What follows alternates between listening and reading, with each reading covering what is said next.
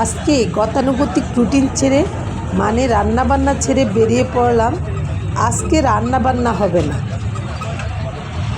আজকে হবে একটু ঘোরাফেরা, মা ভাই বোনদের সাথে আড্ডা, গল্প, মজা মাস্তি, আর খাওয়া দাওয়া তো চলবে।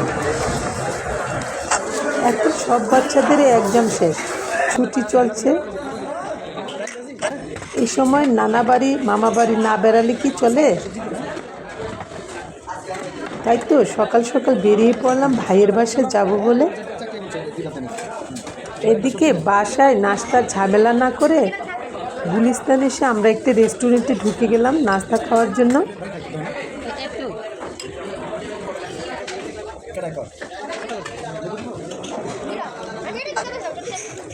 নাস্তা আমরা ভালোই করলাম, তবে চাটা ছিল এখানকার মনে রাখার মতো, খুবই ভালো লেগেছে।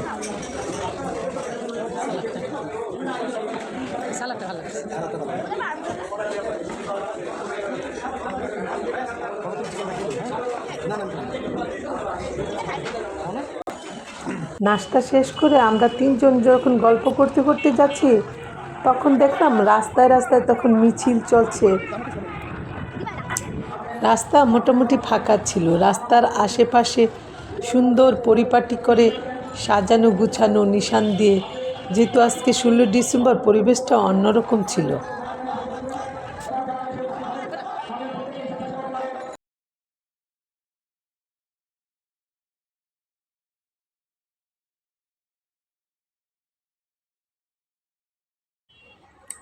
এই তো বাসায় এসে গেলাম আমরা।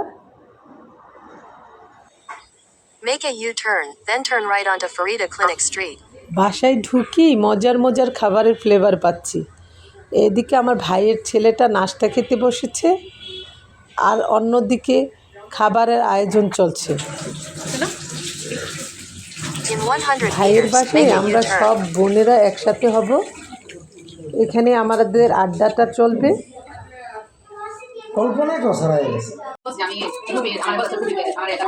খাবার দাবার মোটামুটি রেডি। এদিকে আমার বোন সালাদ রেডি করে নিচ্ছে।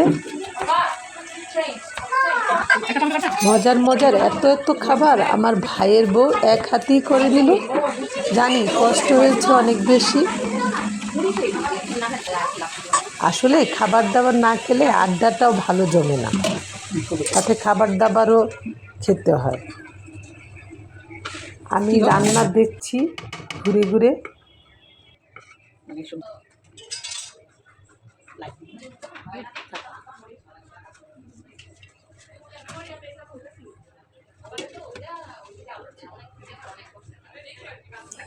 সব খাবার আসলে ক্যামেরা বন্দি করা হয়নি, আড্ডার মধ্যে ছিলাম, গল্প করলাম, হেঁটে হেঁটে ঘুরে ঘুরে গল্প করা হলো।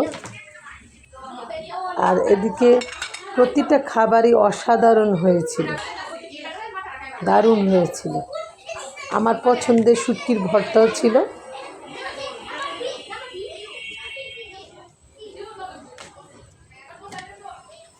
আর ডেজার্ট আইটেমগুলি তো ভিডিও করতে ভুলেই গিয়েছিলাম।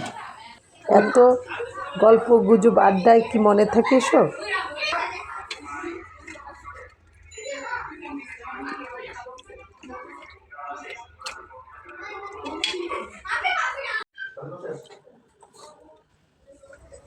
এখন খাবারের সময় হয়ে গেছে, খেয়ে নেয়ার পালা।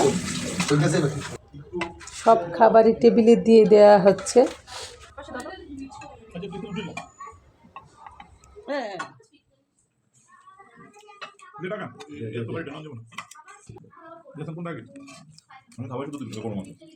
এটা খাইতাম না, এটা না একটু খেয়ে দিই কেমন লাগে।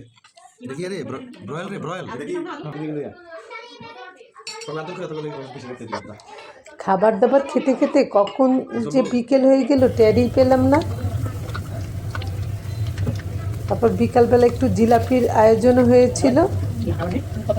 আমরা দাঁড়িয়ে দাঁড়িয়ে গল্প করছি আর জিলাপি বানাচ্ছি।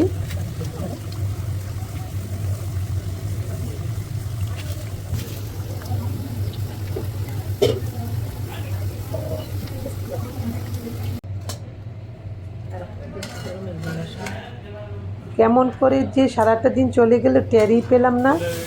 বিদায়ের সময় হয়ে গেল। কাজের এনার্জি সারা বছরে নিয়ে বাড়ি ফিরে এলাম। সবাই ভালো থাকবেন। আল্লাহ হাফেজ।